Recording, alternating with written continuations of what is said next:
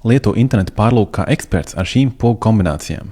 Ctrl+T atvērs jaunu tabu, Ctrl+W aizvērs aktīvo tabu, Ctrl+Tab pārējis uz nākamo tabu šajā sarakstā, Ctrl+Shift+Tab aizvedīs uz iepriekšējo tabu, Ctrl+Cipars 1, 2 vai 3 pārmetīs tevi uz to tabu, uz kur tu vēlies nonākt. Ctrl+L aktivizēs navigācijas joslu, lai tu varētu ierakstīt jaunu adresi. Escape to atcels. Ja tu nejauši aizvēri logu, ko negribēji aizvērt, Ctrl+Shift+T atgriezīs tikko aizvērto logu. Ja tādi bija vairāk, tu vari spiest ar nākamos. Ctrl+Shift un Page Up un Down ļaus tev aktīvo tabu pārvietot citā pozīcijā. Ctrl+Shift+N atvērs inkognito logu. Ja tu nospied Ctrl+V un šajā logā ir tikai viens tabs, tas aizvērs visu logu. Ctrl+H atvērs vēsturi. F11 atvērs pilnekrāna režīmu. Tagad aizsaisim ciet liekos logus. Šīs pogas turp un atpakaļ vēsturē arī ir pieejamas uz klaviatūras.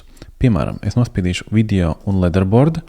Man ir iespēja nospiest Alt un pa kreisi, un es eju vēsturē atpakaļ, vai Alt un pa labi, es eju vēsturē uz priekšu. Ctrl+F ir meklēt, Ctrl+P ir printēt, protams, Ctrl+J atvērs lapu ar lejupielādēm, un Ctrl+Shift+Delete ļaus tev ātri izdzēst vēsturi. Un pēdējais interesants, Ctrl+Shift+A. Tas tā ļauj meklēt pa tabu virsrakstiem. Tas nozīmē, ka ja tev ir 100 tabi un tu vairs nevar atrast, kuri lapu, ko tu meklēji, tu ieraksti, piemēram, Netflix, un tu atradīsi to, vai ir ieraksti Nmap, un uzreiz var pārslēgties uz konkrēto tabu. Paldies par klausīšanos, līdz nākošajai reizei!